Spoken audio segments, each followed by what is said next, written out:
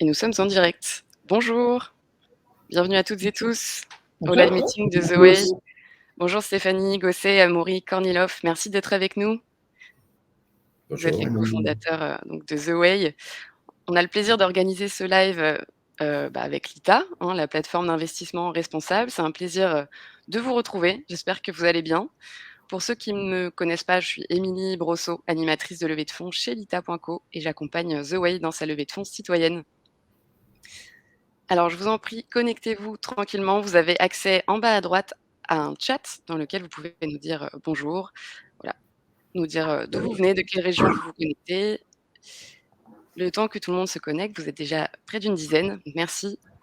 Actuellement, en phase de pré-collecte sur lita.co, The Way invite donc les particuliers citoyens à investir à hauteur de 2 millions d'euros en obligations dans l'entreprise. Et en seulement une semaine, on a déjà plus de 600 000 euros d'intentions d'investissement qui ont été reçus à ce jour par 250 personnes. Vous en faites peut-être déjà partie.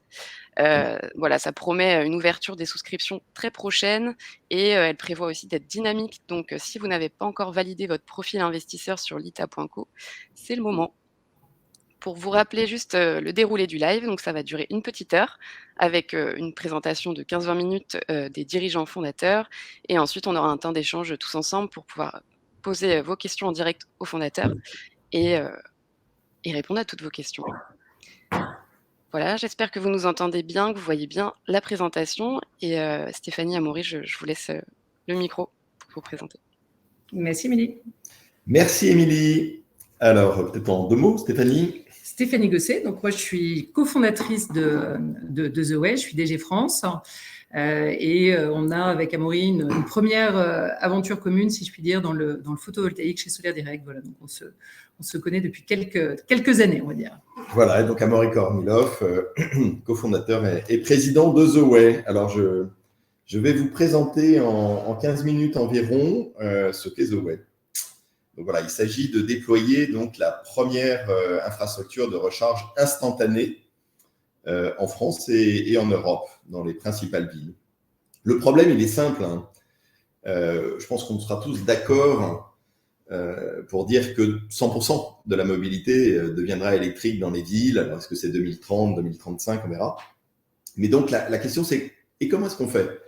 Est-ce qu'il va y avoir assez de bornes de recharge où est-ce qu'on va aller se recharger est-ce qu'il y aura assez de réseaux voilà, bref, beaucoup de questions qui se posent. Et aujourd'hui, force est de constater, quand on interviewe les clients, que 80%, et notamment dans les deux roues, disent « Moi, mon prochain scooter, il sera électrique. » Le problème, c'est qu'il n'y en a que 20% qui y passent aujourd'hui. Donc le problème, vous avez compris tous, c'est la charge. Comment est-ce qu'on charge finalement un scooter? Où est-ce qu'on trouve une prise transporter des batteries, c'est lourd. Bref, l'UX, le user experience, il n'est pas commode aujourd'hui. Et donc, c'est à ça qu'on s'est attaqué chez The Way. Et voilà, la solution, en quelques mots, un scooter électrique, alors tout à fait moderne. On a toute une gamme de scooters électriques aujourd'hui, 50 cm3, 125 B2C, B2B, qu'on recharge instantanément. Alors comment? En échangeant sa batterie vide contre une batterie pleine dans un réseau de stations comme celle que vous voyez à l'écran et qui permet donc en moins de 50 secondes de faire le plein. Voilà. Et on met ça à disposition dans des abonnements longue durée, leasing, scooter personnel, kilométrage illimité, tout compris, intégrant évidemment aujourd'hui également l'assurance, la maintenance. Vous pouvez rouler absolument complètement libre du coup dans Paris puisque vous payez un abonnement et puis vous allez dans une de ces bornes qui est affichée là, 40 dans Paris aujourd'hui qui vont passer à 80 bientôt et une application pour vous permettre de rejoindre extrêmement vite. Voilà, à partir de 130 € par mois pour le premier scooter et évidemment toute une gamme derrière qui permet de décliner selon les besoins des clients. Donc, si vous voyez toujours ma présentation, je vais passer à la slide suivante. On est une plateforme. Pour arriver à faire tout ça, on a vraiment travaillé sur la batterie, les stations et finalement la capacité à les intégrer dans toute une gamme de scooters électriques. On est au bon moment. Vous pouvez l'imaginer, évidemment, vous avez tous entendu parler des ZFE, de toutes les politiques dans les villes qui poussent en fait vers l'électrique. Et aujourd'hui, on est ce qui est mieux finalement dans la recharge. Recharge instantanée, vous imaginez que sinon, ça serait 3 à 5 heures pour recharger une batterie comme celle que vous la montrez pour avoir à peu près 40 km d'autonomie. Et donc, on résout, en même temps que la charge, le problème de l'autonomie. On résout aussi un peu le problème des batteries parce que, d'une certaine manière, vous avez compris, Z-Way va être propriétaire de toutes ces batteries qui sont échangées. Les scooters, eux, sont personnels. Mais ça permet également de gérer mieux nos batteries. Toutes ces batteries ont des capacités qui sont plus de 60% au-delà d'une batterie normale. Pourquoi ? Parce que d'une part, on les charge bien, ces batteries, dans nos stations. D'autre part, elles sont partagées dans leur usage. Et enfin, on est moins cher que le scooter en free floating. On est plus ou moins 2 fois moins cher pour des gens qui utilisent très fréquemment finalement leur scooter. Alors, tout ça, on est les premiers en Europe, mais il y a déjà des expériences en fait dans le monde. À Taïwan, probablement vous connaissez Gogoro, en Chine sur la voiture, NIO, et puis des expériences qui se sont faites sur les trottinettes. On a depuis 2 ans en fait développé toute cette plateforme technique. Derrière, le geste est simple, et je peux vous dire que ça a été extrêmement compliqué pour mettre au point cette technologie. La batterie, bien sûr, qui fait 72 volts, qui fait que 10 kg, là encore optimisée, pour que n'importe qui finalement puisse la porter et changer 1 ou 2 batteries. Dans nos scooters 125, vous verrez qu'il y a 2 batteries. Les stations, qui sont facilement finalement utilisables et que l'on peut installer dans des magasins type, je dirais aujourd'hui des banques, BNP, Monoprix, mais également des stations ou des parkings. Et puis enfin, toute la gamme de scooters que l'on a commencé donc à déployer sous la marque Swapper pour ce qui est de ce que développe directement Z-Way, mais également maintenant des fabricants qui sont prêts à prendre notre batterie comme un standard pour pouvoir bénéficier de toute cette infrastructure de recharge instantanée. Et évidemment, tout ça est connecté. Les scooters sont connectés, les stations sont connectées, donc on peut suivre en temps réel vraiment notre réseau, le gérer et l'optimiser avec énormément de data. L'équipe, donc comme le rappelait Stéphanie tout à l'heure, de fondateurs, et déjà une équipe d'entrepreneurs, puisqu'elle avait cofondé une société qui s'appelle Solaire Direct, que vous avez peut-être suivi par le passé, qui est devenu un des leaders mondiaux dans le photovoltaïque et qu'on avait vendu à Engie en 2015. Alors, si on reprend la genèse en fait du lancement de l'entreprise, on a financé sur fonds propres l'ensemble de la solution. On a levé des fonds juste avant le confinement et on a attendu donc en mars 2020. On s'est véritablement lancé sur le marché simplement en mars 2021. Pourquoi ? Parce qu'on voulait véritablement que ce réseau de 40 stations d'échange soit partout dans la ville, puisque c'est ça qui différencie véritablement notre solution. Donc cette solution, je rappelle, c'est bien un scooter personnel. Donc vous en avez l'utilisation exclusive et on la commercialise donc sous forme d'un abonnement tout inclus. Donc le premier modèle Swapper One va être commercialisé pour 130 € par mois et dans ces 130 € par mois, vous avez la location de ce scooter personnel. J'insiste, j'ai des questions qui comparent au sharing. Donc là, on est bien sur un scooter dont vous avez l'utilisation exclusive. Vous avez un kilométrage illimité, vous avez un accès limité à ce fameux réseau de stations d'échange, mais vous avez aussi la maintenance et l'assurance touriste. Donc vous avez vraiment votre coût total de mobilité qui est connu à l'avance, avec ce frein de la recharge, mais aussi du coût de l'autonomie qui sont levés, puisque vous allez avoir une batterie pleine qui vous attend dans chacun des points dans la ville, dans chacune de nos stations d'échange, pour que vous puissiez swapper et repartir. Donc nos partenaires stations, ils sont cités là. Historiquement, donc on a lancé avec des stations donc chez Monoprix, BNP Paribas, Esso, qui ont été complétées par EFIA, Total. Et très clairement, voilà, on a choisi des points qui soient des points de proximité dans la ville avec des plages d'horaires larges d'ouverture. On a développé la gamme The Way, donc aujourd'hui on a 6 modèles. Le Swapper One dont je vous parlais, qui est le premier modèle à 130 € par mois, qui a été décliné, donc un équivalent 50 cm3, décliné également avec 2 batteries en Swapper X et Swapper X+, en 50 cm3, mais aussi 125 cm3, et un 3 roues qui a été récemment lancé. Et la gamme Swapper X adresse également le marché pro, c'est que vous avez la possibilité de mettre un gros top case pour le transport des professionnels. Donc aujourd'hui, en fait, où on en est, on a en gros 1200 clients qui roulent dans Paris et sa région parisienne, parce qu'on atteint la seconde couronne, là vous voyez la carte. On a franchi en début d'année le cap des 200 000 swaps de batterie, donc ce qui valide vraiment l'utilisation l'utilisation et l'intérêt du swap, puisque nos scooters ont bien tous les modes classiques en parallèle de recharge, mais qui vous obligent à être immobilisé. Là, vous avez le swap innovant instantané en 50 secondes. On a plus de 1000 swaps aujourd'hui qui se font par jour. Et concernant l'adhésion à la solution, on a rapidement tangenté les 20% de prise de part de marché chez les particuliers, donc qui choisissaient un scooter électrique sur notre zone de chalandise, donc à savoir Paris et départements limitrophes. Nos axes de développement, en fait, il y en a deux, trois, on va dire. Donc, bien élargir, bien entendu, comme j'évoquais, notre gamme de scooters The Way, mais on a également en fait des discussions avec des constructeurs de scooters, mais aussi d'autres véhicules, tels que des vélos cargo ou des mini-voitures, pour intégrer notre batterie et donc leur ouvrir l'accès à cette recharge instantanée. Donc, vraiment, notre positionnement, c'est d'être le leader finalement européen de cette recharge instantanée pour la mobilité urbaine. Donc le premier exemple qui a été lancé il y a quelques mois, donc c'est la carriole Powered by The Way. Donc vous voyez peut-être pour les Parisiens en général, elle est bleue et estampillée Stuart, utilisée par Stuart Pickup. Donc c'est une espèce de grosse remorque dans laquelle vous avez une batterie. Donc vous avez une cyclo-logistique là aussi qu'on rend finalement sans contrainte de recharge et qui va vous permettre d'aller transporter les fameuses 11 caisses par exemple d'un Monoprix. Donc ça, je dirais que c'est notre axe de développement et qui est vraiment le cœur de la stratégie, qui met la recharge instantanée au cœur en fait de la mobilité urbaine. C'est le développement de la stratégie Powered by The Way. Bien entendu, on a ensuite notre extension géographique. Donc, comme l'évoquait Amaury, sur Paris, Paris région parisienne, donc on va doubler notre réseau de stations. Aujourd'hui, on a 50, on va passer à 80 avec les partenaires que j'évoquais. On a lancé il y a quelques semaines Nice, qui a un gros parc de scooters. Ça marche très bien. Qui a été très apprécié, très bon lancement, une belle adhésion. Et on vient de lancer hier également Bordeaux. Donc ces villes, qu'est-ce qu'elles ont en commun ? Elles ont un parc de scooters thermiques existants qu'on veut basculer à électrique qui est conséquent. C'est 100 000 pour Nice, 50 000 pour Bordeaux. Mais il y a aussi des solutions de scooters en libre service.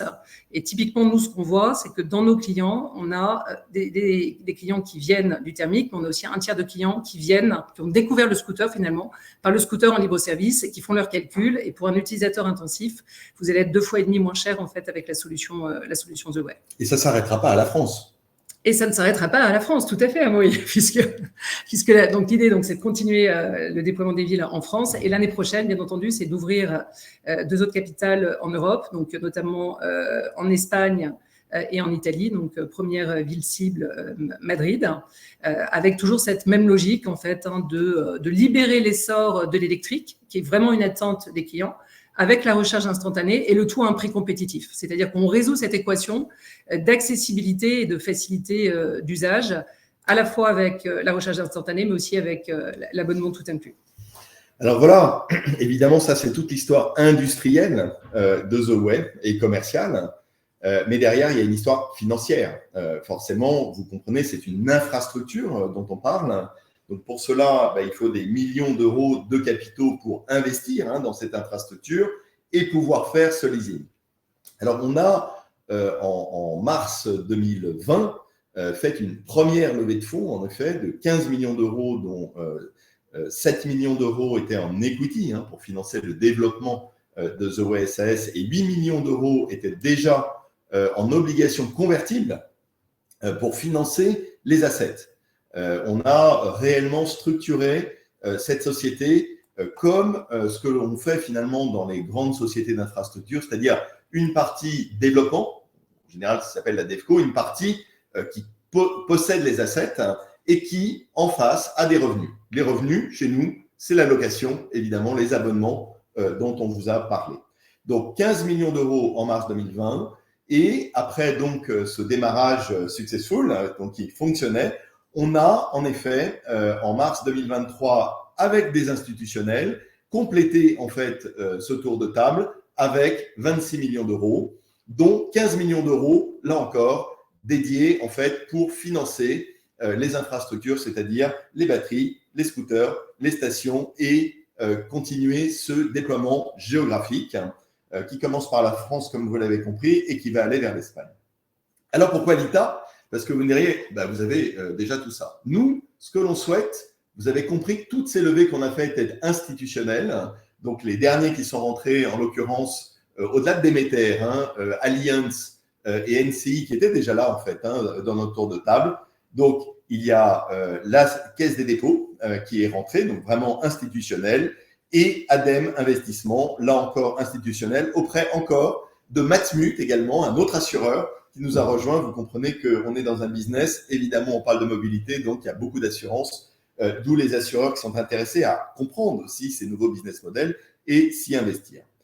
Donc on a levé en mars 2023, je vous disais 26 millions, dont 15 millions d'euros pour financer les assets et le reste pour donc l'equity. Et là, on souhaite ouvrir aujourd'hui finalement ce placement au plus grand nombre, parce qu'on pense que il y a vraiment un mouvement à donner qui est important en fait pour nous, qui est des I am powered by Z-Way, un vrai lifestyle qui nous accompagne. On a des clients maintenant, plus d'1 millier, et on va aller vers plusieurs milliers. Et ce qu'on souhaite, c'est qu'il y ait aussi des investisseurs qui nous accompagnent pour faire un grand mouvement finalement en France, mais aussi en Europe, pour accompagner ce déploiement d'une nouvelle mobilité urbaine autour de cette infrastructure de recharge instantanée. Les chiffres, bon, alors, on était à 900 à la fin de l'année dernière, on sera à plus de 2000 fin 2023, c'est ce que l'on vise. Et c'est pour ça qu'on vous a mis aussi l'ambition finalement de 2030. Vous voyez près de 300 000 scooters avec plusieurs milliers en fait stations déployées en Europe. Il faut bien concevoir que ce qu'on est en train de bâtir là, c'est le futur finalement de la recharge instantanée dans les grandes villes européennes. Voilà, merci beaucoup pour votre attention. Merci. Merci beaucoup à tous les deux pour cette présentation bien partagée et très complète. Vous avez relevé le timing, le défi du timing.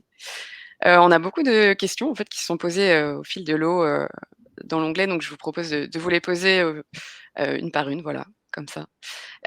Avant qu'on passe juste aux questions, moi j'aimerais aussi rappeler les raisons pour investir que nos analystes ont identifiées dans The Way, et on a retenu notamment 5 points clés, qui est d'abord en fait la forte expertise des dirigeants, fondateurs et de l'équipe aussi sur les enjeux énergétiques liés à la mobilité bas carbone, notamment sur les batteries et la gestion d'infrastructures, et aussi sur la direction d'entreprises en croissance, notamment après avoir dirigé l'entreprise Solaire Direct. Le deuxième point clé, c'est aussi un fort soutien, comme on l'a vu, des acteurs institutionnels publics qui œuvrent aussi pour la transition écologique, avec Demeter, la Caisse des dépôts, etc., avec la récente levée de 26 millions d'euros. Le troisième point clé, c'est aussi la proposition de valeur unique de The Way à ce stade en Europe, qui permet vraiment d'accélérer la transition vers la mobilité électrique en ville, mais aussi de la sécuriser. Le quatrième point, c'est que le modèle opérationnel est conçu pour être frugal et agile, ce qui facilite notamment la scalabilité du modèle et la rentabilité. Et enfin, une bonne traction commerciale à date, avec plus de 1200 clients à Paris, une bonne rétention sur les formules sans engagement, et aussi avec un pipeline commercial qui est important d'opportunités avec des fabricants de véhicules électriques, comme vous le présentiez tout à l'heure, notamment pour intégrer le système des batteries rechargeables. Donc voilà les 5 points clés pour lesquels on recommande d'investir dans The Way sur lita.co. Pour rappel, c'est un investissement en obligations classiques à 9% par an sur 4 ans. Donc voilà, on pourra parler du produit financier un peu après s'il y a des questions, bien sûr. Alors, la première question, donc on a une question de Florent. Bonjour, Paris dès 2021, département limitrophe de la capitale en 2023. Vous pensez à d'autres villes? Donc vous y avez un peu répondu pendant la présentation. Oui, tout à fait. Ouais. Donc, on commence. On a commencé par les villes, parce qu'on est une solution de mobilité urbaine. Donc, les villes qui étaient les plus denses et qui ont plus le besoin, finalement, de convertir leur parc de scooters thermiques à l'électrique, ou tout simplement qui ont besoin d'une fluidité, puisque, comme je disais, il y a à peu près un tiers de nos clients qui n'étaient pas avant des utilisateurs de scooters thermiques. Donc, après Paris, on a développé Nice il y a 3 semaines et Bordeaux hier. Des villes telles que Lyon, voire même Lille, parce qu'il y a toute la partie aussi dynamisme côté dernier kilomètre est intéressante, et Toulouse est également un bastion. Marseille est une ville où il y a également un gros parc de scooters thermiques. C'est pas qu'on des marchés, on ira avec des offres différentes, puisqu'il y a un problème d'assuranceabilité de la flotte. Donc l'offre tout inclus à Marseille, c'est pas quelque chose sur lequel on serait baqué par nos assureurs. Par contre, dans la stratégie justement que je décrivais, qui était la stratégie du Powered by the Way, en fait, on est sur un modèle plus classique où finalement il y a la vente d'un scooter sec, si je peux dire, sans sa batterie. Et par contre, le client va souscrire simplement un abonnement batterie plus énergie. Voilà, ce sont des modèles avec lesquels on pourra rentrer dans Marseille. Merci beaucoup. Une autre question cette fois de Benoît. Bonjour, pensez-vous élargir votre gamme en proposant également des motos électriques, exemple de Super Soco et d'autres? Alors, il faut, pour intégrer notre batterie, il y a un peu 3 critères finalement. Le premier, c'est l'intégration mécanique, j'y reviendrai. La deuxième, c'est l'intégration électrique. On a choisi le 72 volts parce que ça optimise réellement la puissance de ce que l'on vise, en fait, cette mobilité urbaine. Et la troisième, c'est la data, c'est-à-dire la compatibilité. On est CAN-bus, donc ce qu'il y a, je dirais, de manière très, très générale, d'ailleurs, dans l'automobile et dans les bureaux aujourd'hui. Donc, il faut, et je repars sur le premier critère, intégration mécanique, c'est qu'il faut y ait de la place pour mettre 1 ou 2 batteries. Donc, et c'est la première chose qu'on fait, en effet, quand on travaille avec un constructeur pour voir la faisabilité, on regarde s'il y a la place. Donc, si tu me parles d'une moto totalement, je dirais, classique, il faut qu'il y ait à minima la place sous la selle pour mettre 1 ou 2 batteries. Si tu veux que ça soit un 125, c'est plutôt 2 batteries. Donc, ça reste une contrainte. Ça marche très bien dans les scooters, je dois dire, évidemment, dans tout ce qui est vélo cargo, parce qu'il y a beaucoup d'espace. Dans les micro-voitures aussi. Mais tu vois, il y a des engins probablement où ça marchera un peu moins bien. Mais bon, on a aujourd'hui, parce que finalement, moto en ville et scooter, il y a pas mal de modèles qui ont un peu convergé aussi, tu vois. Donc, bon, voilà, si tu veux faire du trial, etc., probablement, c'est des modèles un peu spéciaux. Mais donc, on peut s'intégrer, en fait, pour synthétiser, on peut vraiment s'intégrer dans tous les modèles qui sont utiles sur la mobilité urbaine, en fait, généralement. Merci beaucoup. J'espère que ça répond à vos questions. Benoît, n'hésitez pas à nous le confirmer dans le chat. On a une autre question de Charles. Bonjour, avez-vous un modèle économique en B2B? Je l'avais déjà un peu évoqué, je vous en prie. Oui, alors B2B, on a commencé par le particulier avec cette offre tout inclus. Alors ensuite, en B2B, il y a plusieurs segments. Il y a toute une partie donc qui va. Le B2B, c'est à peu près 20% aujourd'hui sur le classique scooter, si je puis dire. Donc il y a une part de personnes qui vont avoir en fait une utilisation similaire à celle des particuliers, donc trajet, domicile, travail, et puis on va dire des temps de week-end. Donc là, typiquement, j'ai retrouvé des avocats, des patrons de boîtes de com, etc., mais qui le prennent leur société au nom de leur boîte. Ensuite, il y a un segment de clients qui ont véritablement une activité un petit peu plus intensive.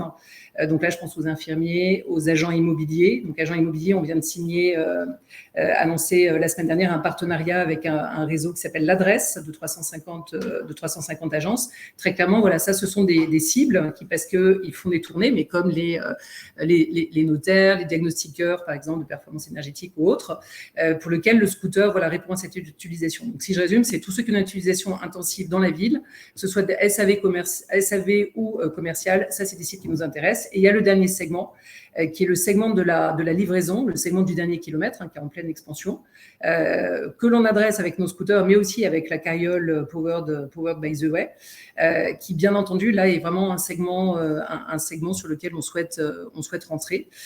Donc, on démarre sur ces segments-là. On a des premiers contacts, premiers tests qui se font chez des Star Service & Co pour fixer des idées.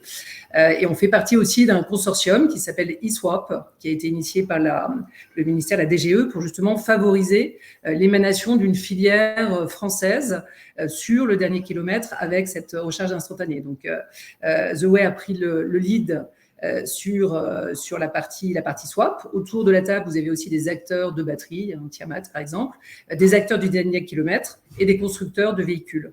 Donc, c'est tout un écosystème aussi qui est mis un petit peu sous le feu à la fois politique et puis, bien entendu, il y a des aides à la clé pour arriver à décarboner justement ce segment de professionnel en fait, de la livraison du dernier kilomètre, puisque vous n'avez pas d'émissions et pas de bruit. Peut-être qu'on peut dire qu'en modèle de revenu aussi, il y a vraiment 2 grands modèles de revenus. Donc, vous avez l'offre tout inclus, si je puis dire, qui est la même que le particulier, où là, vous allez simplement avoir votre assurance qui va changer en fonction de l'utilisation. Donc, vous avez une assurance spécifique pour les tournées régulières, par exemple, ou a fortiori si vous êtes rider, qui va être un petit peu plus élevée.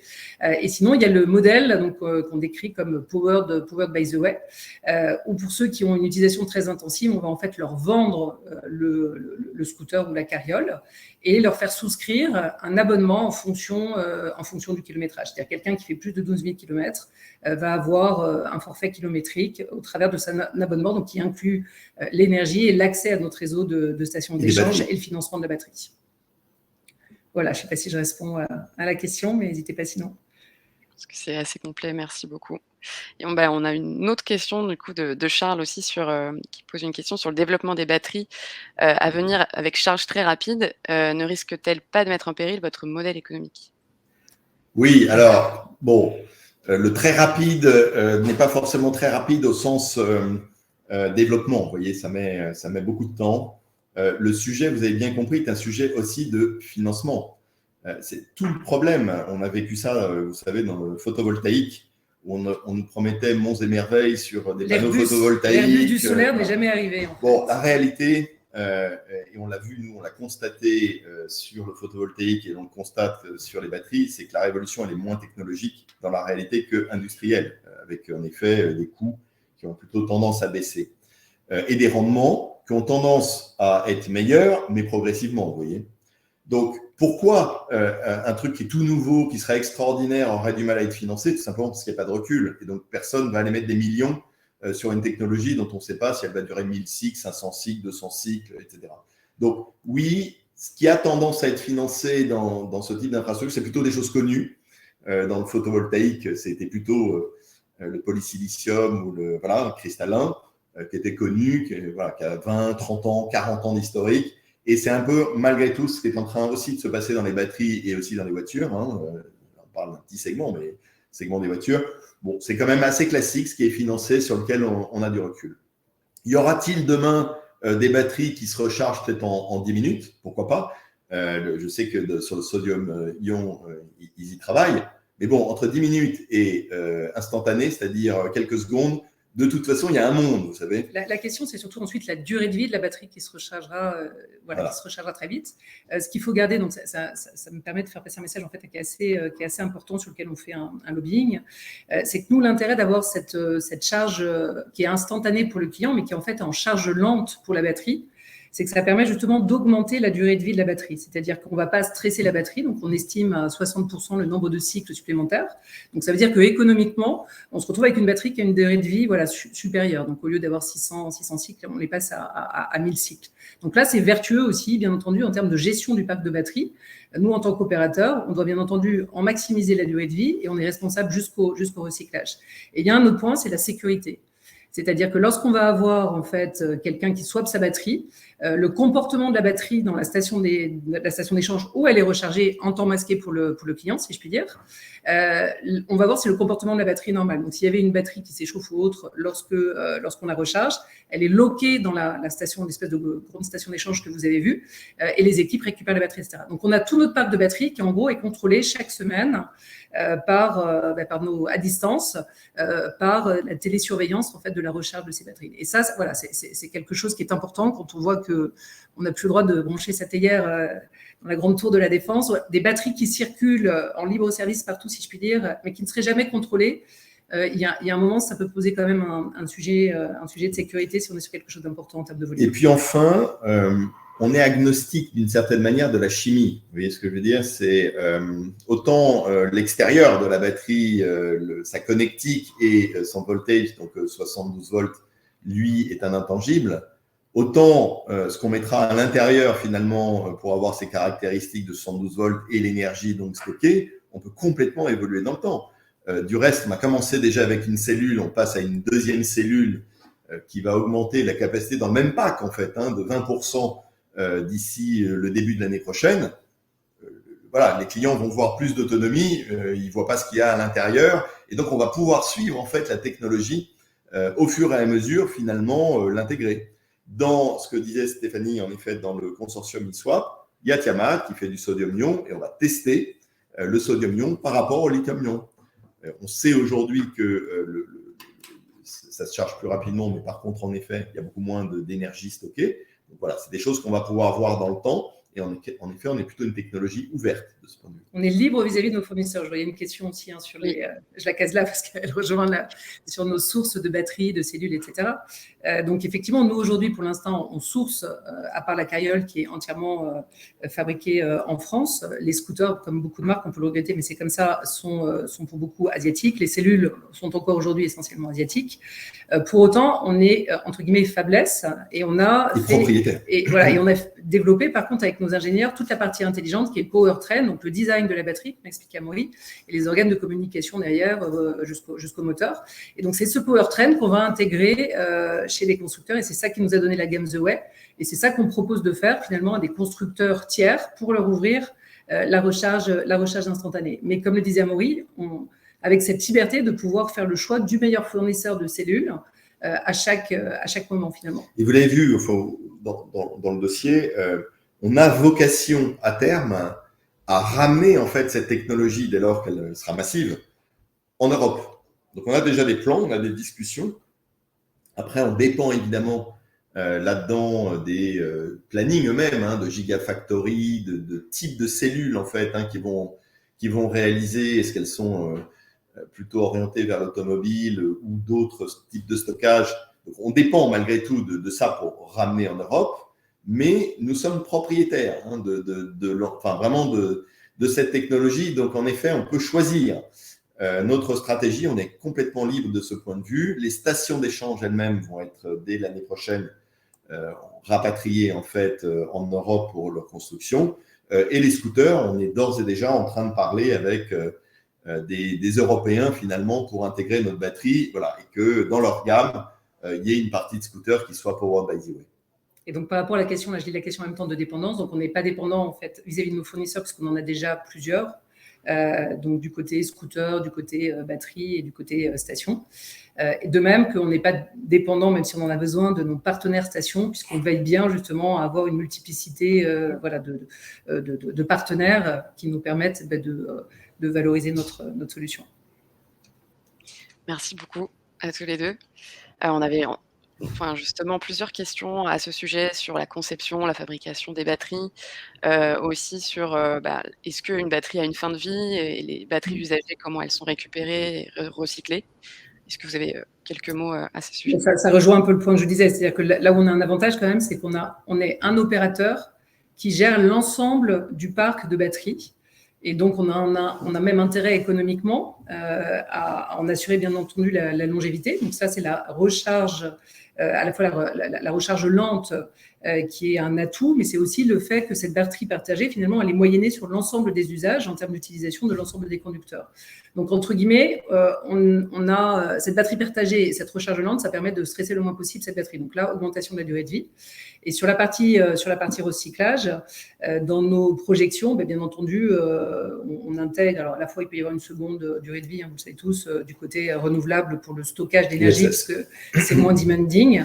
Et in fine, post-seconde vie, on va dire, du côté stockage pour les énergies renouvelables, bien entendu, il y a le démantèlement. Et bien entendu, comme pour le solaire, dès à présent, on projette en fait les coûts de démantèlement des batteries. C'est notre responsabilité et on est responsable et propriétaire du parc de batteries.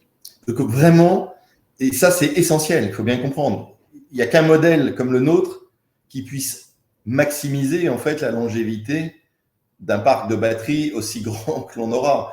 Vous imaginez que le modèle classique d'un vendeur de scooter qui vend un scooter avec sa batterie, si elle dure que 2 ans, la durée de la garantie en général, il est très content, puisqu'après il va revendre une batterie ou un scooter, vous voyez, avec sa nouvelle batterie. Nous, c'est exactement l'inverse, on est orthogonal. Donc les batteries, c'est notre propriété, elles s'échangent. Les clients, finalement, n'ont pas le problème de la batterie non plus, sa longévité, c'est nous qui le gérons. On peut réparer aussi. La réparabilité, c'est des choses aussi importantes, vous voyez. Mais dans la mesure où on a énormément de données, en fait, sur nos batteries. Et c'est ça, en fait, la force demain. On a des données sur toutes nos batteries. Donc, on sait comment elles se comportent individuellement et collectivement.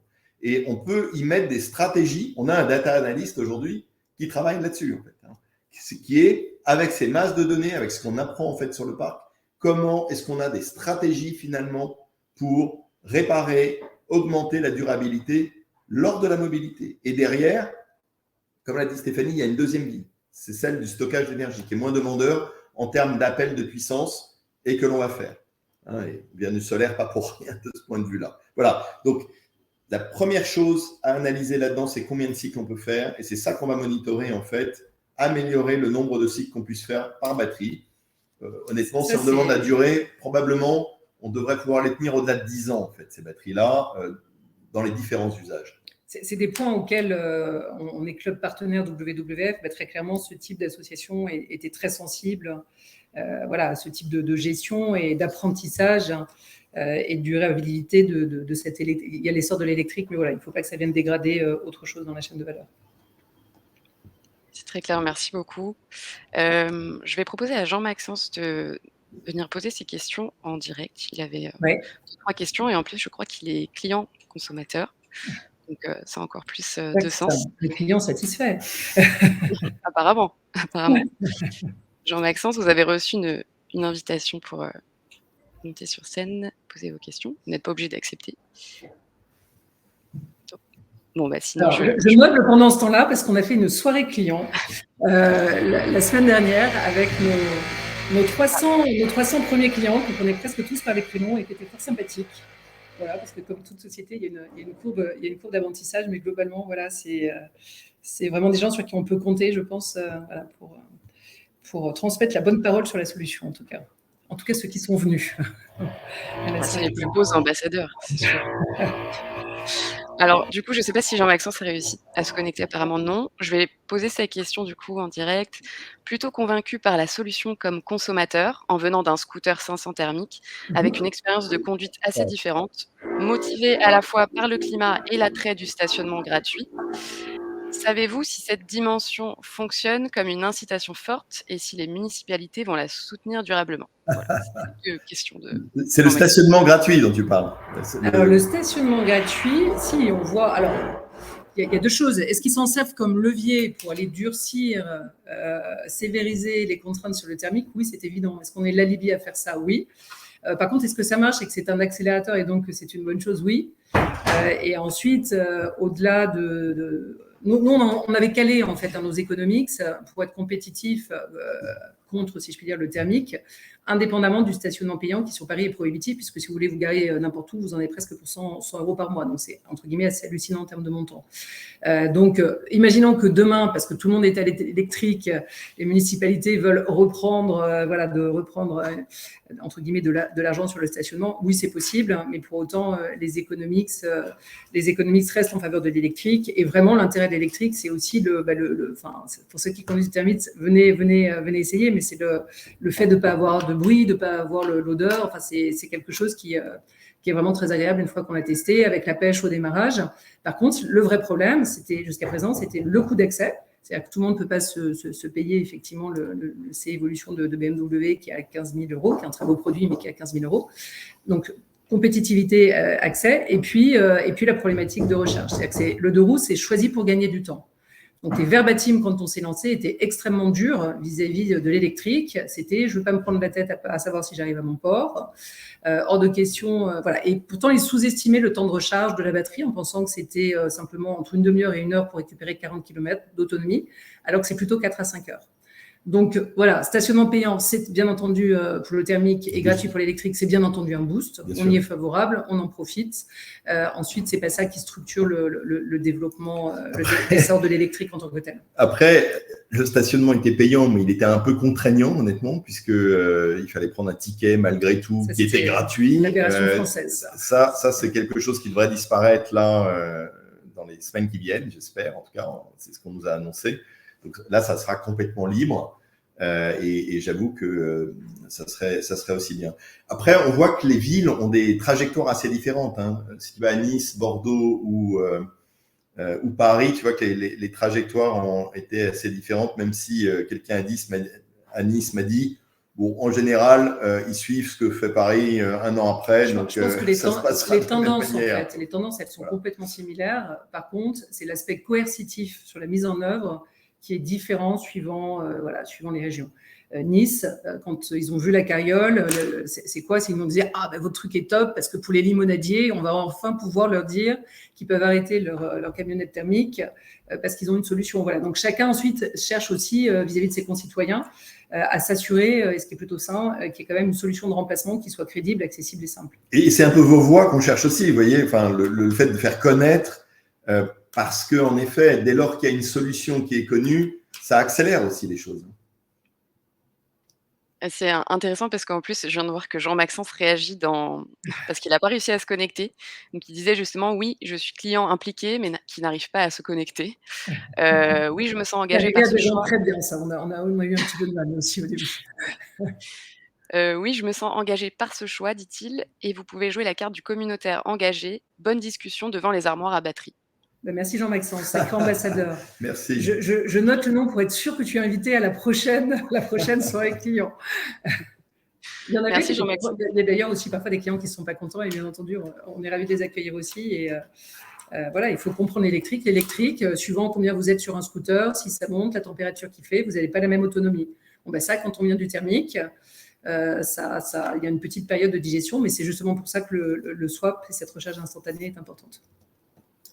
Merci beaucoup pour vos réponses. Jean-Maxence, j'espère que voilà, ça a bien répondu à vos questions. N'hésitez pas si vous en avez d'autres. On va peut-être passer sur le sujet de la levée de fonds. On a des questions sur, pourquoi lever une obligation et pas de l'equity sur l'ITA, comme on peut le voir pour certaines entreprises dans le segment? Est-ce que c'est dans vos projets ou sur l'ITA? Alors, en fait, c'est une excellente question. Là, on a voulu donner l'opportunité finalement de ce placement, mais sans que ça crée de difficultés sur ce qui a été fait en fait il y a 3 mois pour finaliser ce placement de 26 millions qu'on a fait avec des institutionnels. Vous comprenez bien que quand on boucle ce type de deal avec des institutionnels, il y a des packs d'actionnaires quand même qui sont assez complexes. Il y a aussi, je dirais, les financements qui sont un peu plus complexes que d'habitude, puisque vous avez compris qu'on a le financement des actifs et le financement finalement classique equity de la société. Donc, émettre des actions aura été quelque chose de très compliqué à faire, réouvrir en effet des documents pour ceux qui ont fait ce genre de transactions qui sont assez compliquées. Donc, quand on a discuté avec l'ITA, on a voulu faire la chose qui soit la plus simple à faire pour que, en effet, on puisse le faire ensemble, voilà, simplement, et une obligation sèche qui ne touche pas, en effet, à ces pactes d'actionnaires et ces documents relativement compliqués, était ce que l'on pouvait faire finalement, rapidement, simplement, avec le même objectif qui est finalement d'avoir un bon produit d'abord. Je pense que Émilie vous le montrera, mais c'est un bon produit, mais qui en même temps très simple pour vous aussi et à mettre en œuvre pour nous. Tout à fait, mais pour, rappeler les conditions de l'investissement du coup sur l'ITA.co, donc investir dans The Way aujourd'hui, c'est à travers des obligations, sèches, donc classiques, avec un taux d'intérêt donc à 9 annuel pendant 4 ans et qui est payé trimestriellement, et le remboursement du capital se fait avec un différé de 2 ans, donc à partir de l'année 3, et c'est payé par trimestre comme je le disais. Donc, c'est à partir de 300 €, mais c'est aussi éligible au PEA-PME, et sur l'ITA.co, c'est à partir de 5 000 € l'investissement via PEA-PME. Si vous ne connaissez pas ce dispositif, fiscal, en fait, il est assez intéressant si vous êtes résident fiscal français, car, il vous permet d'être exonéré d'une partie de la taxe sur les plus-values, donc c'est-à-dire sur, les intérêts que vous allez toucher. Voilà, si vous voulez plus d'informations sur ce dispositif, je vous invite à prendre rendez-vous avec un conseiller LITA, c'est gratuit, et sur le site, vous verrez, il y a un petit onglet en haut à droite.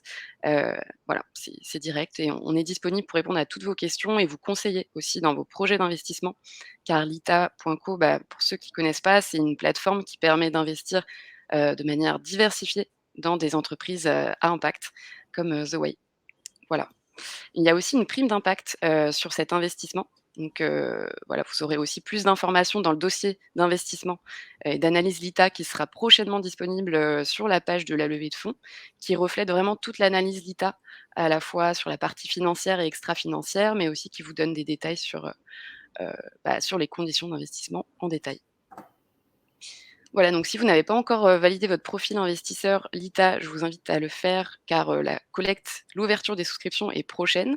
En plus, on a une belle dynamique sur, la précollecte avec près de, voilà, 600 000 €, je crois qu'on vient de les dépasser, en ce moment sur la plateforme en seulement une semaine. Ça montre un attrait assez fort de la communauté, d'Ita, et de The Way aussi, dont ses clients, dans, cette levée de fonds. Donc, voilà, je vous invite à prendre rendez-vous aussi si vous avez besoin de plus d'informations.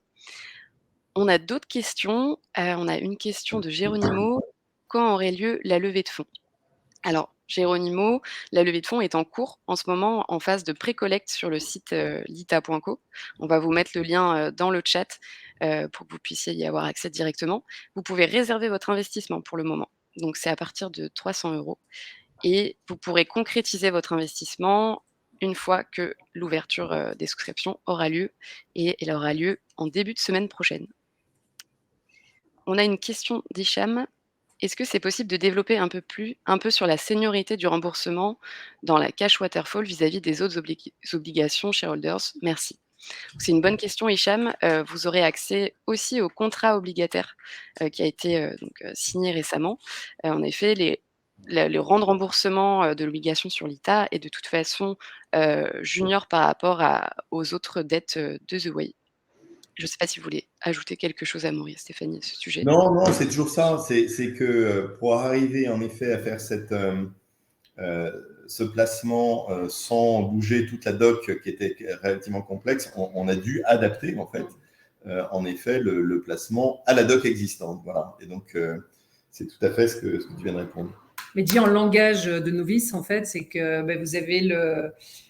vous avez la réassurance, voilà, d'avoir ce type d'acteur, d'infrastructure assez solide par définition. Et institutionnel. Institutionnel. Et par contre, ADEME Invest, ils mettent de la rigidité, voilà, un petit peu dans le... C'est la solidité de la société, vous voyez aussi. Ils ont la rigidité de leur solidité, on va dire, ou solidité de leur rigidité. Oui, c'est bien d'avoir au capital ce type d'investisseurs, vous voyez, institutionnels. Et par contre, c'est cohérent par rapport à notre métier, qui est un métier d'infrastructure de recharge instantanée, tout comme on n'a pas des assureurs par hasard. Hein. C'est que dans l'offre tout inclus, il y a une part non négligeable qui est liée à l'assurance. Merci pour vos réponses. On a des questions de... Il y a des travaux chez vous. Oui, désolé. Pas chez nous. La start-up se doit d'être agite chez nous, on aurait pu les faire taire. C'est dans la rue. C'est dans la rue, pour être tout à fait transparent. Donc c'est un petit peu plus compliqué. On a des questions donc, de François. En grande masse, à quoi cette levée de fonds va servir entre le développement du matériel, du réseau de recharge et la plateforme Internet UX? Alors, les grandes masses du développement... Excuse-moi, les grandes masses du développement? À quoi va servir les grandes masses du développement? Est-ce que je peux te faire répéter parce qu'on a une... Oui, bien sûr. Cette levée de fonds va servir entre le développement du matériel, du réseau de recharge et la plateforme Internet. Alors, concrètement, c'est plus ces assets. Ouais. C'est plus le déploiement, en fait, la force de déploiement. On va dire globalement, aujourd'hui, on a fait plus ou moins 80% du développement de toute la plateforme. On continue comme n'importe quelle plateforme technologique de développer. Mais vous voyez, les scooters, ils tournent dans la rue, il y a des milliers de swaps, il y a 1 millier de swaps par jour actuellement. Donc, ça fonctionne, mais on est en train de développer la nouvelle génération, comme je vous dis, de batteries, etc. Donc, il y a une partie qui est dans la continuité. Vous comprenez que la base de cette technologie, aujourd'hui, maintenant, elle est éprouvée et on l'a fait progresser plutôt. Deuxièmement, oui, on est en train d'ouvrir des nouvelles villes. Donc ça demande de recruter des gens assez peu. On ouvre une ville avec 3 personnes. Et derrière, donc d'investir un peu, je dirais, en OPEX pour arriver à déployer les villes, les stations et le chiffre d'affaires. Les stations, les batteries et les scooters, eux, ils ne sont pas financés par cet argent. Voilà, si je dois exclure quelque chose, c'est bien ça. Puisque là, on a en effet un financement d'infrastructures propres pour arriver à faire cela. Donc, si je dois répondre à ta question, c'est plutôt la continuité du développement de la plateforme techno et le déploiement, en effet, du modèle géographique qui va utiliser en fait ces fonds. Et un peu de R&D sur la stratégie Powered by the Way quand il faut s'adapter, voilà, faire rentrer notre batterie, mais qui est finalement une recopie de ce qu'on a déjà fait pour nos propres scooters. Merci beaucoup. J'ai une autre question donc de François qui disait en complément de ma question, peut-être que c'était pas celle-ci du coup. Il parle de pourquoi ne pas créer une communauté d'actionnaires clients militants, pour reprendre un slogan emprunté à une autre marque. Et ça me fait penser aussi à une autre question qu'on avait eue, qui était, est-ce que les clients, qui deviennent, investisseurs sur l'ITA, pourraient avoir, voilà, Mmh. des Bah, choses en plus? c'est vraiment, en tout cas, c'est vraiment ce qu'on souhaite, hein, Maurice le soulignait, mais est-ce qu'on a besoin, je vais être un petit peu cash, hein, mais est-ce qu'on a besoin de l'argent tout de suite maintenant? Non. Est-ce que par contre, dans notre plan de développement, essayer de pouvoir, comme Jean-Maxence, tabler sur des gens, des clients heureux ou des investisseurs contents qui se sentent engagés dans cette mission d'aller décarboner les villes, c'est vraiment quelque chose qu'on a nativement en tête depuis le début. C'est-à-dire que lorsqu'on a pondu The Way, on a tout de suite pondu l'espèce de petit logo là que vous voyez, I am powered by The Way, parce qu'on est convaincu que, de même que ça devient ringard de pas aller traiter ces déchets aujourd'hui, s'il y a une solution adaptée, ça deviendra ringard en situation urbaine de ne pas avoir un scooter qui ne fait pas de bruit, qui ne pollue pas, plutôt que de faire vrombir un scooter thermique qui pollue 10 fois plus qu'une voiture. Donc, est-ce qu'on veut, mais de façon joyeuse, créer cette espèce de grande chaîne de décarbonation de la ville? Oui, tout à fait. Oui, mais je pense qu'en effet, ta question est bonne.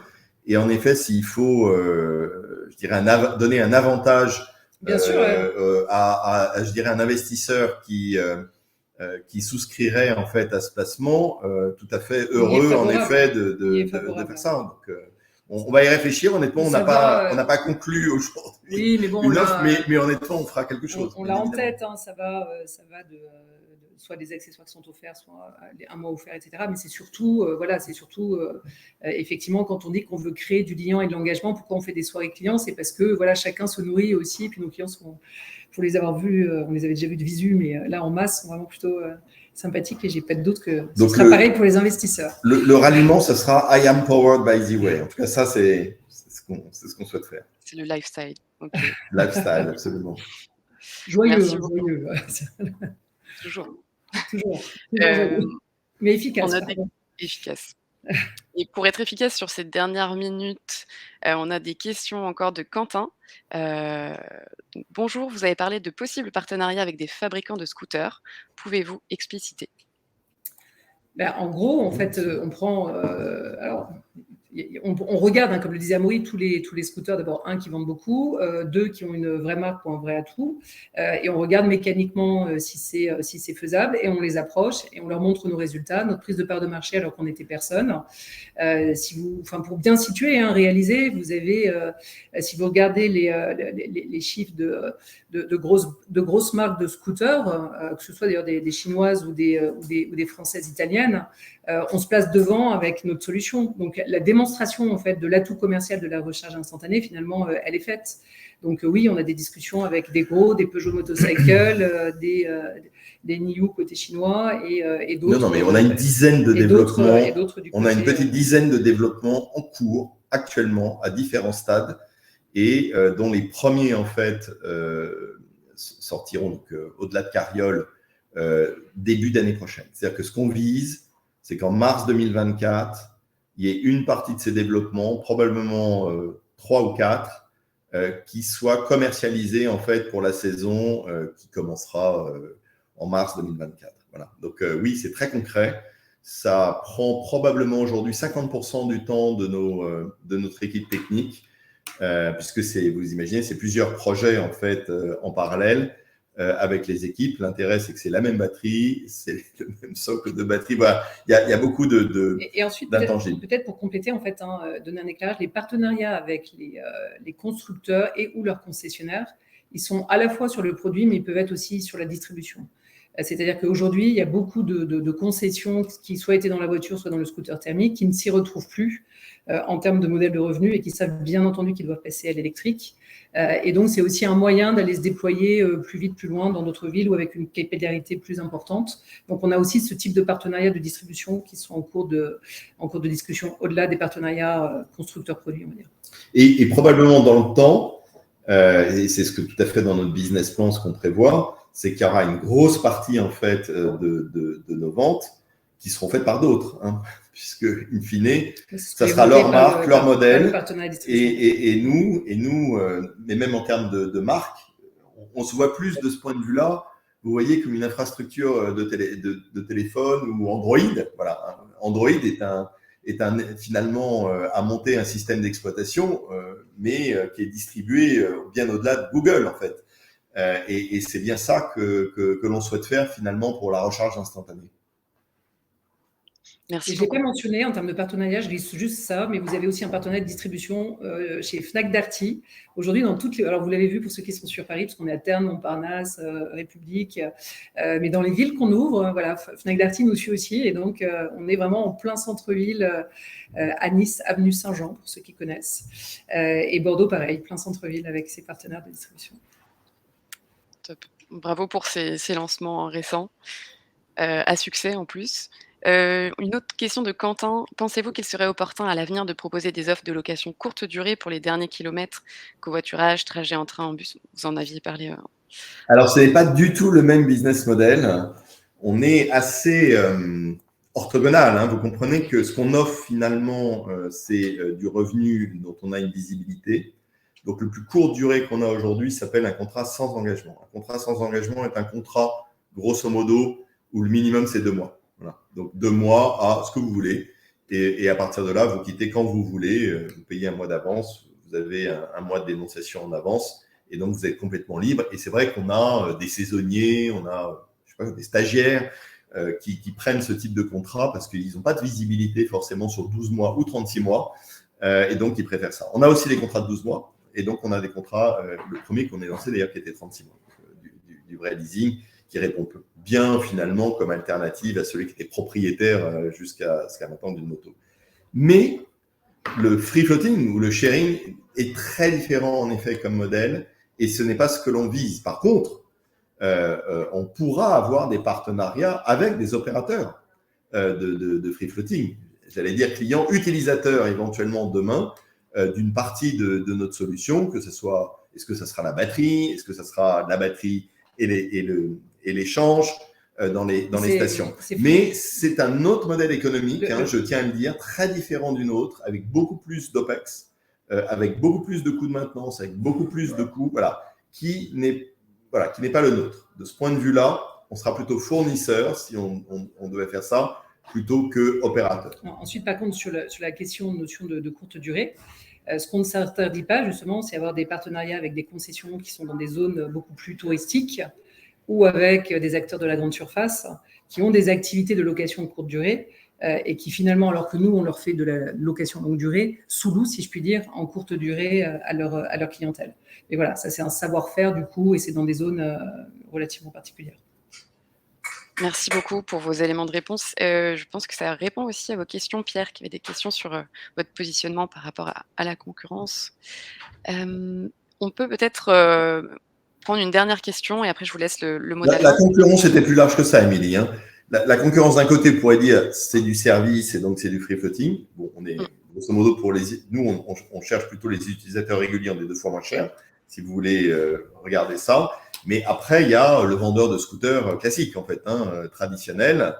Là, ce qu'on apporte, c'est en effet la solution de recharge instantanée, ce que n'ont pas les autres.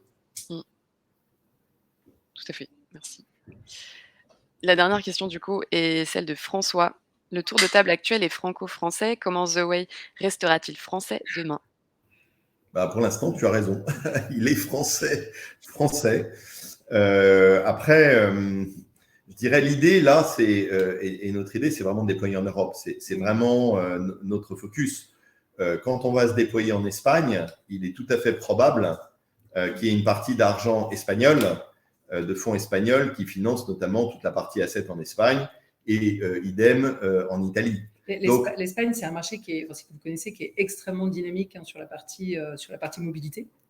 Et ensuite, à partir du moment où vous avez des fonds d'infrastructure, lorsque vous avez une taille critique, vous les connaissez comme nous, mais vous avez des financiers, entre guillemets, qui, de fait, seront pas forcément... Donc, ça va s'ouvrir naturellement par le déploiement, finalement, dans ces différents pays, donc Espagne, Italie, entre autres, par du financement qui viendra d'Espagne et d'Italie, à minima en termes d'assets, parce que forcément, comme l'a dit Stéphanie, c'est souvent local, en fait, ce type d'infrastructure.